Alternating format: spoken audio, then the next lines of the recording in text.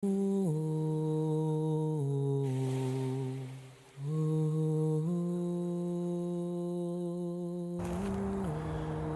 alaikum wa rahmatullahi ta'ala wa barakatuhu. Alors dans cette vidéo, je vais parler d'un sujet qui est fondamental, à savoir la sacralité du lien avec les enfants. À l'heure où on a tendance à répéter l'importance et la sacralité du lien parental, j'ai envie de mettre en évidence le fait que si l'on plaçait sur un plateau d'une balance la sacralité des enfants et sur l'autre plateau la sacralité des parents, la sacralité des enfants l'emporterait. Parce qu'à l'heure d'aujourd'hui, les valeurs se sont inversées, dans le sens où les parents ne sont plus des parents, puisqu'ils ne vérifient plus les implications de la définition de la parenté, à savoir protéger, sécuriser leurs enfants, les éduquer spirituellement et intellectuellement, les développer, assurer leur autonomie. Donc vous avez des parents qui, au contraire, traumatisent leurs enfants, les ensorcellent, les exposent à des scènes susceptibles de les traumatiser, de les perturber, de les troubler, ou les abandonnent, les violentent. Donc vous avez des parents qui ne sont plus à la hauteur de la parenté. Et vous avez malgré cela des imams ou des prédicateurs qui font la promotion de la sacralité du lien parental de telle sorte à encourager une toxicité. Car Shaitan, le rêve du diable, c'est de faire en sorte que le mal se nourrit à partir du bien. De faire en sorte que la fausseté se nourrit de la vérité. Parce qu'il est vrai que le prophète alayhi salatu wassalam a mis en évidence le caractère sacré du lien parental. Le fait de préserver les liens de parenté, les liens de sang. Mais ce n'est pas une prescription à appliquer de manière absolue. Il faut pour cela que le parent soit véritablement parent, pieux, authentique, sincère, qui vérifie les caractéristiques de la parenté. Quand vous avez des parents qui sont toxiques, injustes, pervers, hypocrites, sorciers, mécréants, etc., etc., on ne peut pas appliquer le hadith qui veut que l'on préserve les liens de parenté. Ce serait utiliser la vérité pour servir la fausseté. Ce serait utiliser la bonté pour servir le mal. Et ça, c'est le rêve du diable, de nous rendre dépendants de la chose qui nous détruit.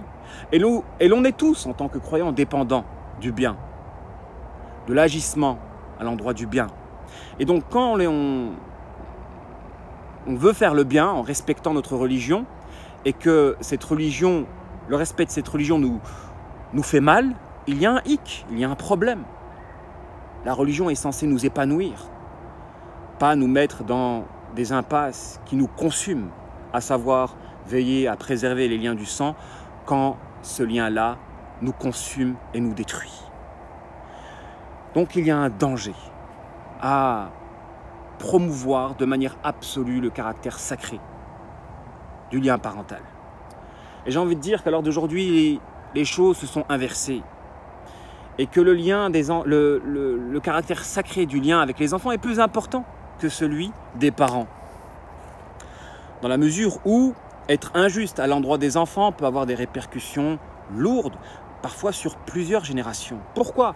Parce qu'un enfant se construit justement, une personnalité se construit durant l'enfance. Et donc si l'on est injuste à l'endroit d'un enfant durant cette période-là, l'enfant ne va pas oublier parce qu'il se construit à ce moment-là. Donc si l'on se construit avec un traumatisme, on risque durant toute notre vie de se rappeler de la cause du traumatisme. Et donc on peut être une source de déséquilibre pour celui qui a été injuste, si ce dernier ne s'est pas repenti et si la victime de l'injustice ne lui a pas pardonné. Donc quand vous avez un enfant qui est victime d'injustice et qui n'oublie pas cette injustice-là parce qu'elle a des répercussions dans sa vie puisqu'elle le trouble dans son comportement, alors toute sa souffrance de sa vie va se traduire par une incapacité pour le bourreau de prendre conscience de sa négativité. C'est ça la malédiction. La malédiction de faire du mal à un enfant se traduit par l'incapacité à reconnaître sa propre négativité. Donc c'est une condamnation à la perte. Pourquoi? Parce que justement l'enfant va souffrir toute sa vie des conséquences du trouble que vous aurez causé en lui à cause du traumatisme que vous avez provoqué durant l'enfance. C'est pourquoi l'enfant est sacré et les répercussions d'une injustice à son égard peuvent être lourdes et se reproduire sur plusieurs générations. Parce que si vous êtes toxique et troublé dans la personnalité, vous risquez de perturber, de troubler vos enfants qui, à leur tour, risquent de répéter un schéma. Ainsi de suite sur plusieurs générations. De la même manière, si vous vivez aujourd'hui une bénédiction, il est possible que l'un de vos ancêtres ait fait du bien à un orphelin. Car faire du bien à un orphelin, c'est se vêtir d'une bénédiction divine qui peut avoir des effets sur plusieurs générations. Donc si aujourd'hui vous pouvez savourer le bienfait d'être un croyant, il est possible que ce bienfait-là soit le fruit de la bonté de l'un de vos ancêtres quand il a fait du bien à un orphelin. Donc il est important de mettre en relief le caractère sacré des enfants, que leur faire du bien peut avoir des répercussions sur plusieurs générations, comme leur faire du mal peut avoir des répercussions sur plusieurs générations. Une bénédiction sur plusieurs générations qui peut permettre la guider, comme une malédiction sur plusieurs générations qui peut empêcher justement cette guidée de vous atteindre.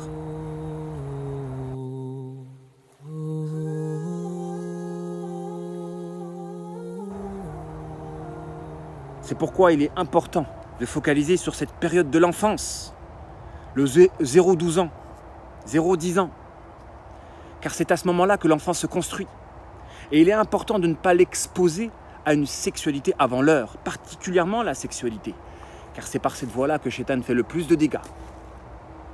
Et nous avons une société à l'heure d'aujourd'hui qui promeut justement la sexualité avant l'heure, en essayant d'éduquer les enfants à la sexualité, à la théorie du genre, afin de préparer cette génération de suiveurs de l'Antéchrist.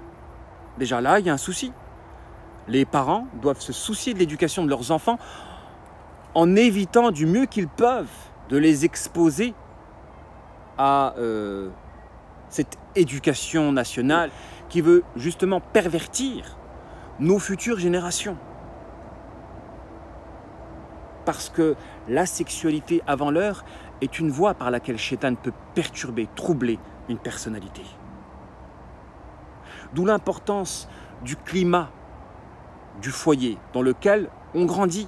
Si vous avez des parents qui sont sujets à la sorcellerie, donc qui pratiquent la sorcellerie, ou qui se disputent tout le temps, ou qui sont pervers, hypocrites, les enfants seront exposés à de la négativité.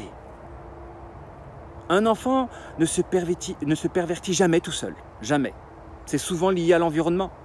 Donc si dès l'enfance, il a des pulsions, des envies de se masturber, des envies de regarder de la pornographie, c'est jamais de lui-même. C'est des conséquences de la négativité de l'environnement dans lequel il vit.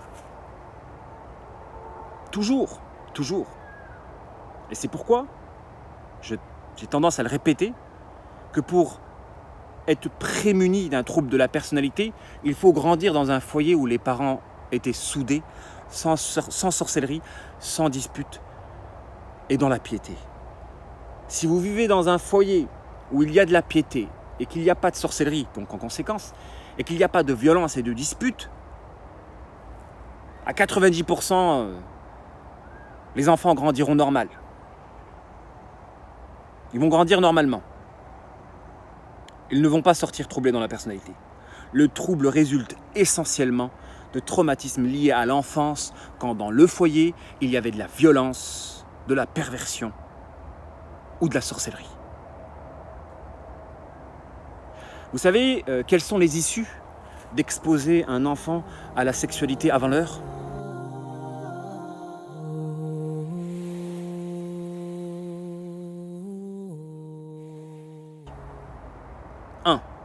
Shaitan aspire à faire de lui un psychopathe. S'il parvient à faire en sorte que l'enfant ait un orgasme durant son enfance, il va le traumatiser moyennant cet orgasme-là. Un traumatisme maléfique. De sorte que le wes-wes, par la suite, sera stimulé par l'orgasme.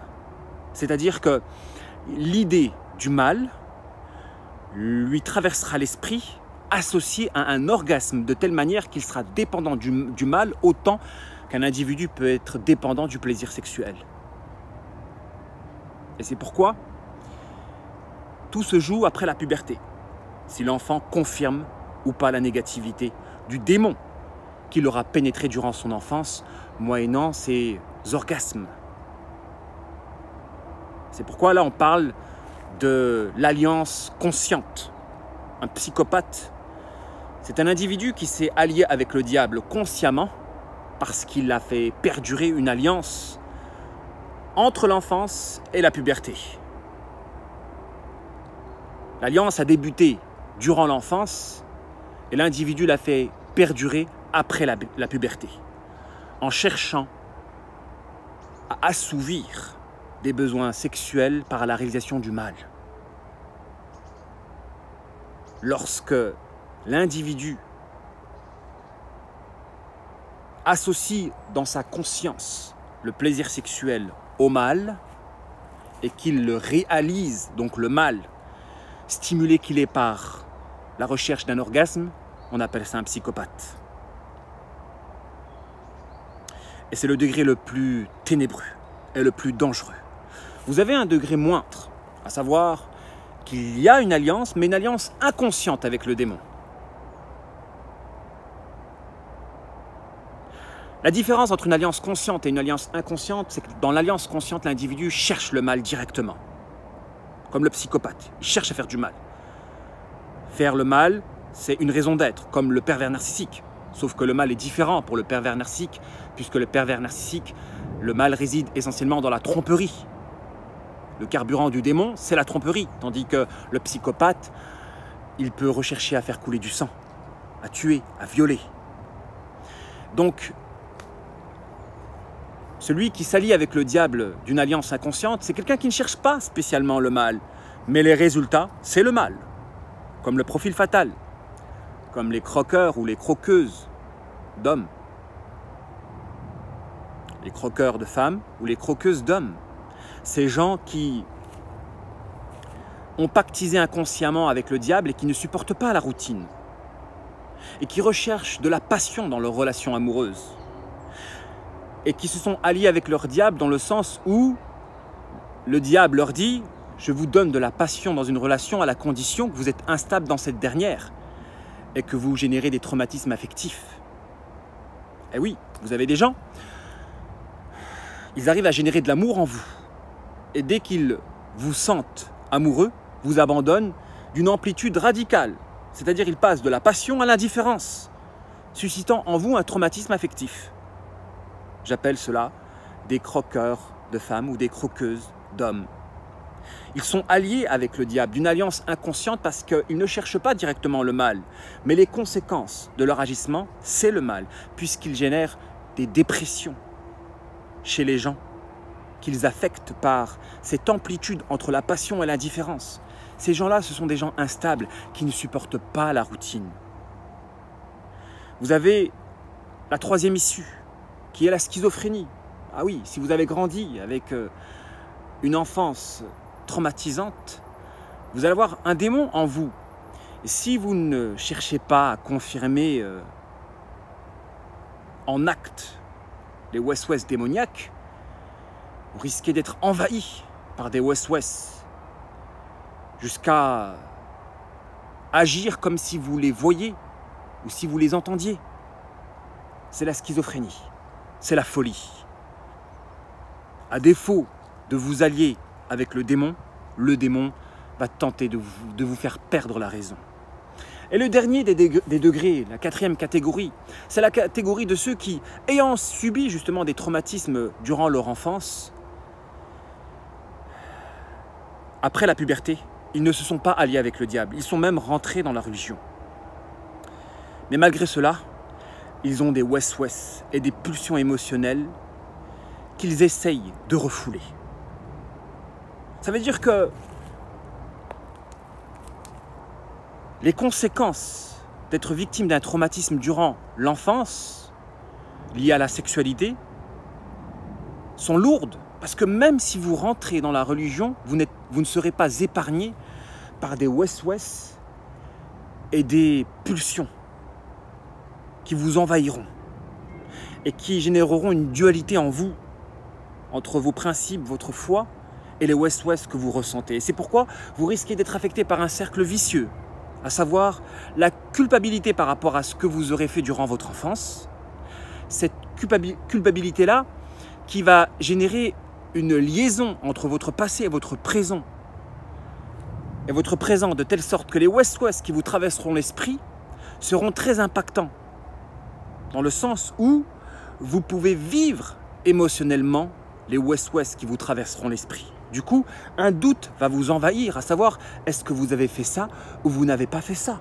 Et si vous doutez, alors ça c'est un doute, j'appelle ça un kufr psychologique, parce que Shaitan s'installe durablement dans un individu quand il y a un acte grave, et la mécréance est un acte grave, et renier une évidence est une forme de mécréance. Et lorsque vous n'avez pas fait un acte et vous doutez si vous l'avez fait ou vous ne l'avez pas fait, c'est ce que j'appelle un kufr psychologique, dans le sens où c'est une évidence que vous ne l'avez pas fait, mais vous doutez. Et de la sorte, Shaitan s'installe durablement en vous par ce doute. Du coup, vous allez être envahi par une angoisse. Et l'angoisse génère l'absorption de négativité et permet au cercle vicieux de se refermer, de telle sorte que vous allez refaire la scène de manière incessante et vous allez être affecté par des obsessions et de la paranoïa. Donc vous avez des gens qui sont affectés par la paranoïa, des conséquences d'un cercle vicieux parce que, ils culpabilisent, ils ont des west-west, ils vivent des pulsions, ils ont des doutes à savoir s'ils ont fait ou ils n'ont pas fait ces choses-là. Ils sont ensuite angoissés et ils ressassent dans leur tête jusqu'à l'obsession, à la paranoïa, de telle sorte qu'ils reculpabilisent et ainsi de suite. Et c'est pourquoi, à travers ce cercle vicieux, il est régénéré par 3 portes. La porte du doute, la porte de la culpabilité, la porte de l'angoisse. Ce sont ces 3 portes-là qui font que les west-west et les pulsions sont fortes. Donc vous avez des gens qui peuvent avoir des pulsions à l'homosexualité et qui sont croyants musulmans, des conséquences de ce qui s'est passé durant leur enfance, à cause d'une culpabilité, à cause du doute par rapport à qui ils sont, à cause de l'angoisse par rapport à ce qu'ils ne veulent pas être. Ils angoissent. Est-ce que moi je suis comme ça? Je ne suis pas comme ça? Est-ce que je suis un criminel? Est-ce que je suis un homosexuel? Est-ce que je suis un violeur? Etc. etc. Donc, les conséquences sont lourdes. Lorsque vous exposez des enfants à de la sexualité avant l'âge, les conséquences sont lourdes. 1, il peut devenir psychopathe. 2, il peut devenir un croqueur ou une croqueuse, un croqueur de femme ou une croqueuse d'homme, bref, un bipolaire susceptible de générer un profil fatal, donc susceptible de générer du mal malgré lui. 3, il peut devenir schizo. 4, s'il rentre dans la religion, ça ne l'épargne pas de west-west ou de pulsion. Donc dans tous les cas, il va avoir des conséquences néfastes. Cela étant, c'est vrai, de le dire et de le répéter, on peut faire disparaître les effets d'un trouble si l'on voyage dans un environnement sain. Parce que les troublés dans la personnalité ont la caractéristique d'être des éponges du mal, des éponges de la négativité. Ils absorbent le mal. Donc si on les éloigne d'un environnement négatif, ils peuvent être épargnés. Et les conséquences pour ces gens-là, parce que l'instabilité les caractérisera. Ce seront des gens qui incarneront l'impasse, l'instabilité. Vous êtes avec eux, vous souffrez, vous vous écartez d'eux, ils font du chantage parce que vous vous êtes écarté, vous êtes coincé. Ils peuvent incarner le piège, l'impasse, l'instabilité. Du coup, le mariage avec ce type d'individu est lourd de conséquences quand il peut être une solution.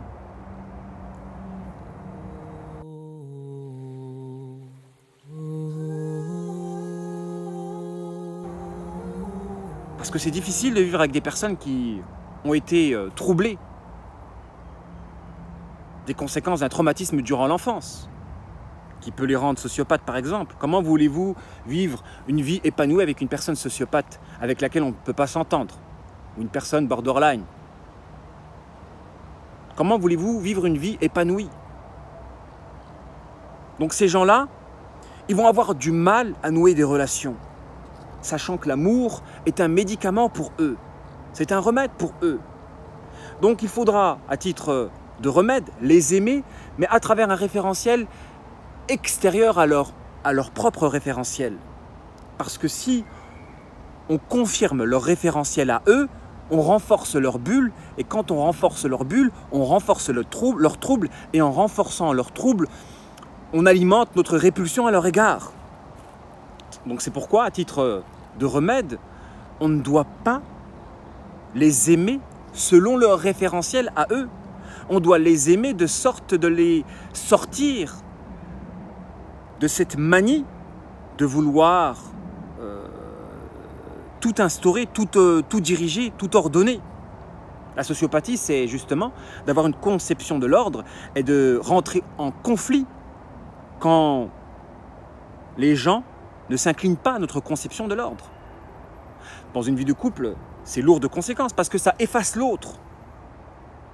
Et c'est pourquoi, quand on est marié avec une personne sociopathe, soit on fuit, soit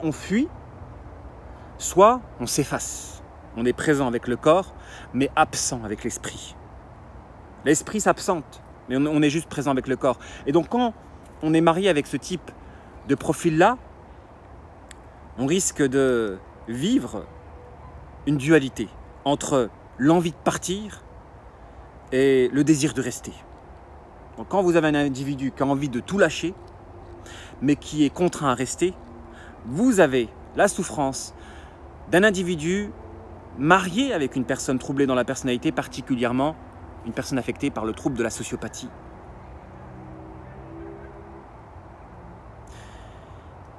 C'est pourquoi,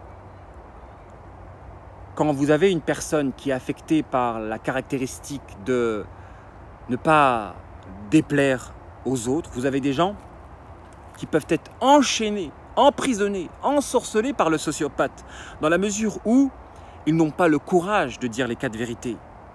Ils ont peur. Ils sont pris en chantage.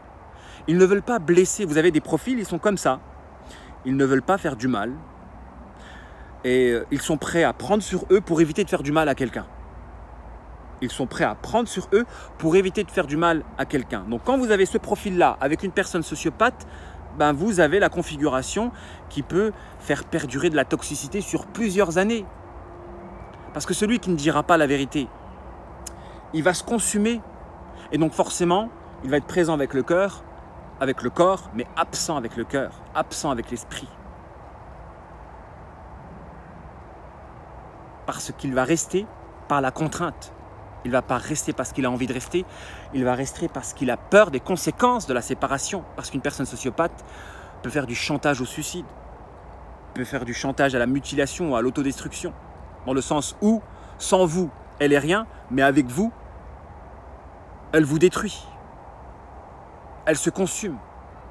Donc c'est difficile. Vous voyez les conséquences d'affecter, de troubler un enfant à l'endroit de la sexualité par l'inceste ou autre. C'est pourquoi la solution, dans ce cas de figure-là, c'est soit la séparation, quand l'individu n'a pas les épaules de rééquilibrer, soit l'action de se recharger. Parce que si l'individu ne se recharge pas, il va se consumer. Quand la relation est toxique, l'individu a besoin de se recharger en luminosité pour pouvoir investir et dépenser. Quand vous avez une relation avec une personne troublée dans la personnalité, pour pouvoir faire en sorte que cette relation dure, il faut vous recharger. Soit par des amis, des cercles spirituels, soit par des vacances, soit par l'action de ne pas être constamment avec le conjoint, soit par la polygamie. Il y a plein de solutions à même d'assurer la pérennité d'une relation quand celle-ci repose sur de la toxicité. Quand l'un des individus est justement, l'un des éléments du couple est justement affecté par un trouble lourd de la personnalité comme la sociopathie. vous n'êtes pas condamné à souffrir éternellement. Il y a des solutions, il faut s'en donner les moyens. Mais prévenir est meilleur que de guérir. Et c'est pourquoi, pour éviter d'être affecté par des mariages qui ne sont que souffrance, alors que généralement on doit se marier pour le bonheur, pour se délivrer de la frustration, de la solitude, du célibat. On se marie pour être heureux, pas pour être malheureux. Malheureusement, les gens par le mariage, ils souffrent. Par le mariage, ils souffrent. Et s'il y a des enfants, ils vont rester mariés à cause des enfants. Et les enfants qui grandissent dans un foyer où des parents ne s'aiment pas ou se détruisent, vont être à leur tour affectés. Et ainsi de suite. Et c'est pourquoi nous vivons une époque prête à recevoir l'antéchrist, des conséquences de ces troubles et de ces schémas qui se reproduisent. D'où le fait que la sacralité du lien avec les enfants est plus importante que celle des parents. Parce que les parents, j'ai l'impression qu'il n'y a plus d'espoir pour eux et que l'on doit veiller à s'attarder sur les générations futures, sur les enfants pour pouvoir réformer les choses et assurer un meilleur monde et un meilleur avenir pour nos enfants. Wassalamu alaikum wa rahmatullahi ta'ala wa barakatuhu.